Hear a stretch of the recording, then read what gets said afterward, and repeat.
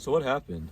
So there's this guy in Baltimore, and his name is McCulloch, and he owns a Baltimore branch of the second bank, which is a federal bank, and nobody's happy that he's here. Nobody likes that he's here because he's this big federal bank, and nobody wants him here because he's such a big competitor, and they think that by him being here in Baltimore, all these state banks are going to be driven out because everyone's gonna want to use his bank. So what do? They tax him. They tax him so much money. They literally make a law that imposes stamp taxes for the banknotes that he has to use on all his transactions at the bank. The law made it so it was only targeted towards banks not chartered by the states, and McCulloch is literally the only bank in the state not chartered by the state. So this law was literally made just to piss McCulloch off. Does he pay for the tax? No, he doesn't. He refuses to pay for the tax. He takes them to the state courts and he loses. He loses really bad because this is Maryland's courts, so obviously they're gonna side with Maryland's bank. And he gets even more angry. He gets so mad. So then he gets taken to federal court and he takes his case to the Supreme Court for them to figure out for him. So he goes to the Supreme Court, and there are two questions that they need to argue.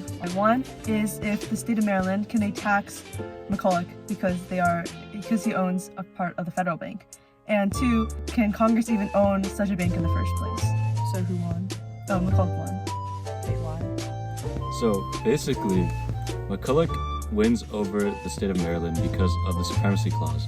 The Supremacy Clause states that the federal government has power over the state government, meaning McCulloch's federal bank has power over the state of Maryland.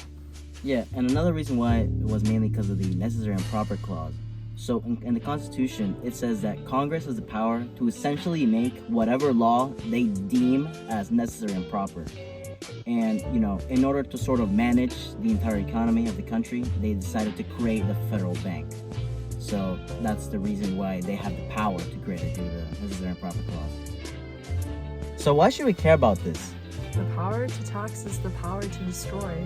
Yeah, so if the states were able to tax McCulloch and the second bank, that would mean that the states will be able to tax the federal government, which would mean that federalism will be disrupted and the power would go more to the states. And that's important today because we still have a balance of powers between the states and the national government. Federalism has been long argued by Thomas Jefferson and Alexander Hamilton. Hamilton believed that there should be more power to the federal system, whereas Thomas Jefferson believed more towards the state powers. And I guess this argument really did kind of decide who was more right in that sense. And ultimately they decided that the federal bank is able to have these powers, and they're just in taxing the state banks, whereas the state banks can't tax the federal bank as to keep the balance of power equal. So how's the bank doing now? They're gone.